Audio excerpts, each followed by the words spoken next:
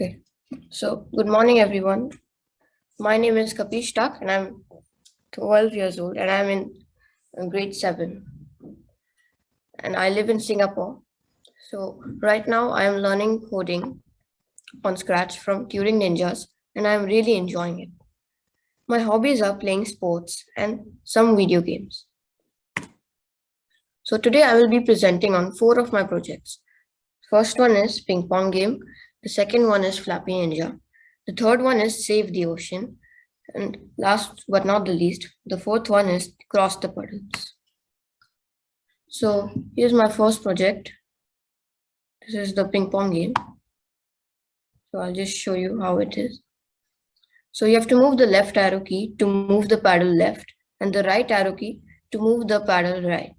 And the objective of this game is to keep this ball away from this bottom red line. So when I click start, the game will start and you have to try to hit the ball or else you will lose one life. And just like that, it will broadcast the message game over at the end.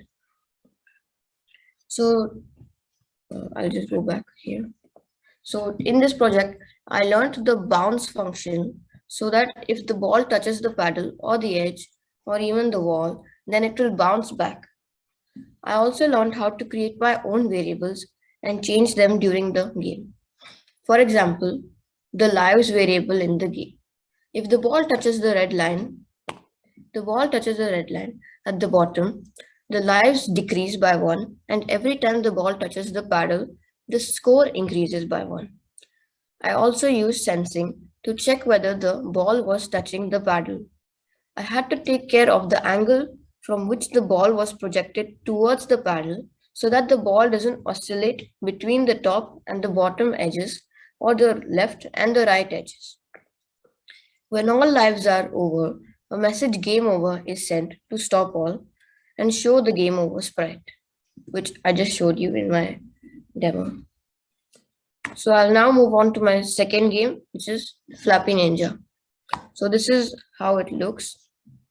And basically, you have to press the space bar to move the Flappy Ninja up.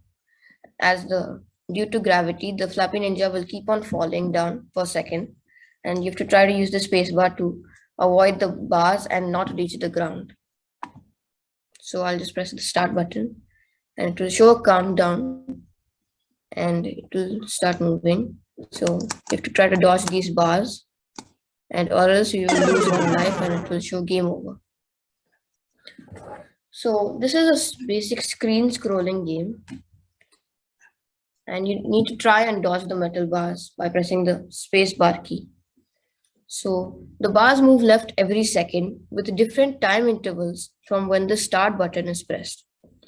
When the bars move left, it appears as though the Flappy Ninja is moving left, but in reality, the Flappy Ninja remains at its place in a horizontal position on the x-axis, and the bars are the ones moving. In this game also, I used 2 variables, which are the lives and the score. And since you can't just add a score because you are not supposed to touch the bars, so every second, if you have lives left, then the score will increase. Okay, so before I present on my third project, I would like to spread awareness on sea pollution. Did you know that there is so much garbage deposited into the ocean that there are literally islands full of garbage and poor animals think they are food and consume toxic waste? We need to stop this, and that's why the main aim of this game is to spread awareness on sea pollution. So this game's name is Save the Ocean. And again, here you have to use the arrow up, down, left, right arrow keys to move in the respective direction and try to collect the trash deposited into the ocean within 55 seconds or a minute. So I'll just show you how this game works.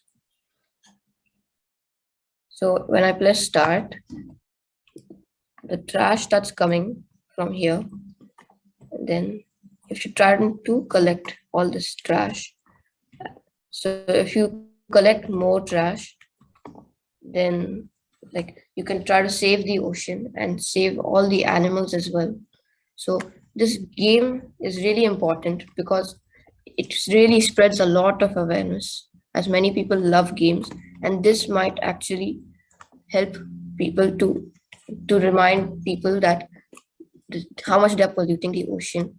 So these bottles, this bottle and all the other sprites coming from the top, they are actually clones of these sprites over here. So there are sprites laid across this line at the top.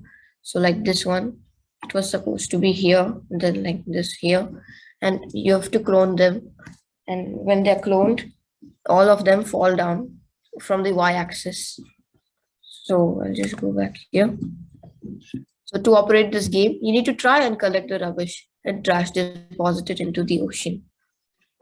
In this game also, I used a timers variable in the sensing section, and there was also a score variable which increases every time you touch the trash. So this game is really important, as I mentioned.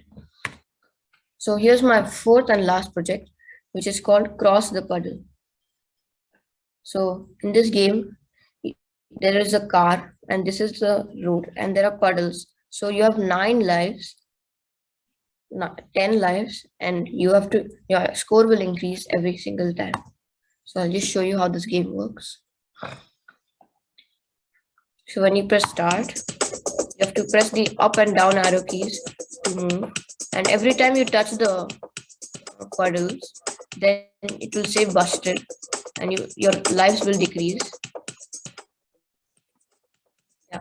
So at the end, it will broadcast the message game over as well when your lives are over.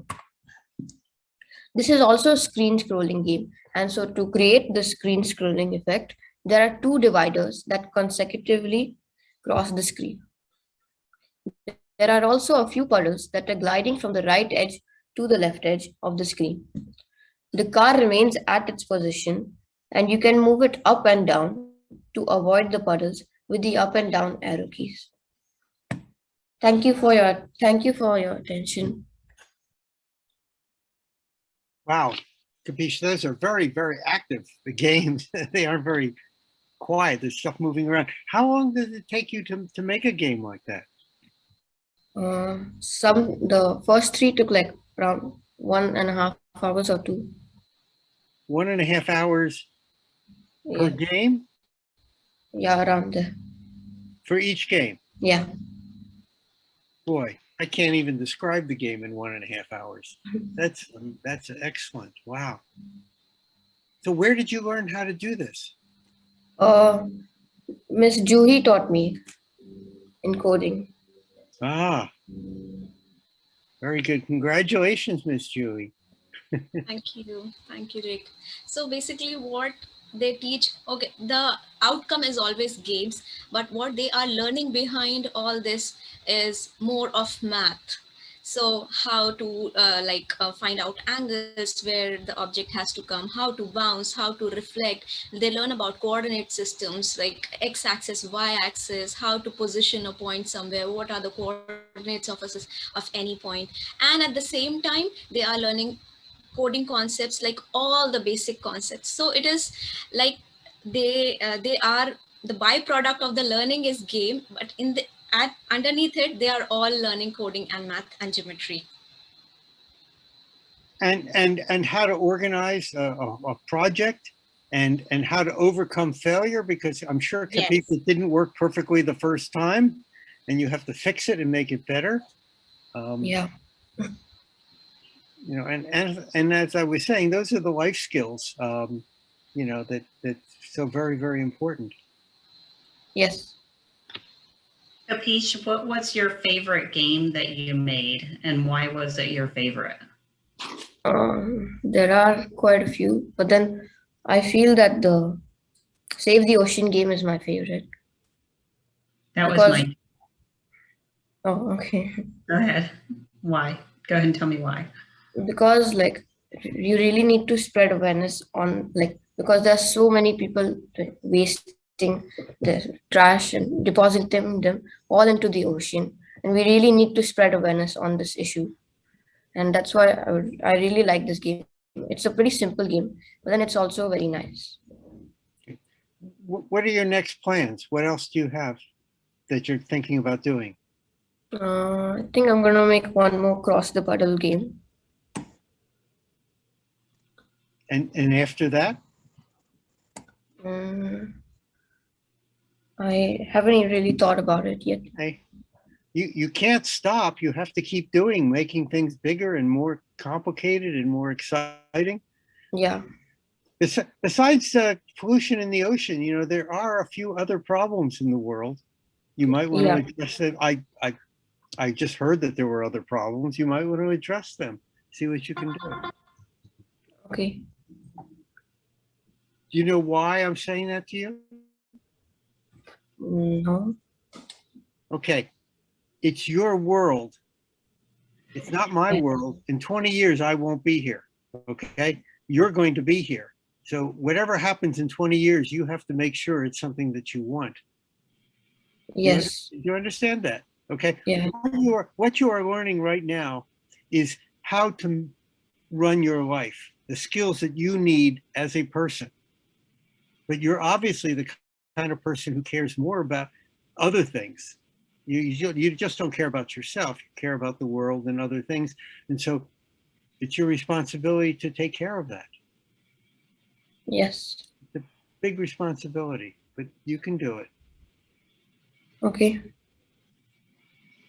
And think about how many video games are out there and how many kids love to play games. So you can continue to spread awareness of creating games that teach kids. And with Scratch, you can do just about anything. You just have to figure out how to do it. And I don't know, I'm a teacher and my kids use Scratch, but I find out sometimes they have learned more than me and they teach me quite a few things. And if I don't know how to do it, they ask their classmates how to do it and they work together and they figure it out. I bet you do that too. Sometimes.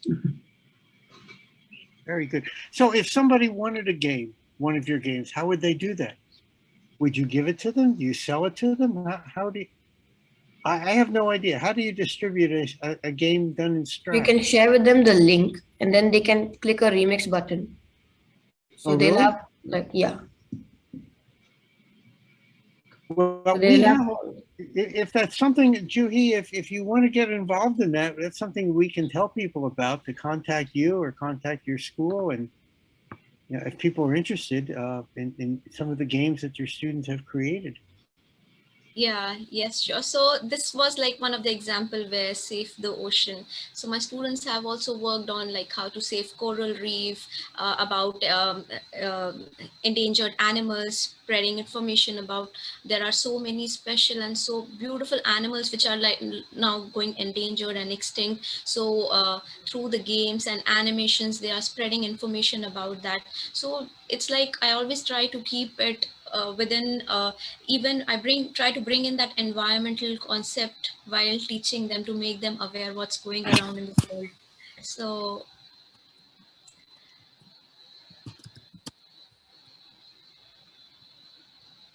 Great. Well, Juhi, you're doing a very important job in making the world a better place. Thank you. And I think you have some other students coming along too, don't you? Yes. Excellent. Well, Kapeesh, thank you very much. Thank you very much for showing us these games. Okay? Yes, thank you for your presentation. Thank you so much, everyone.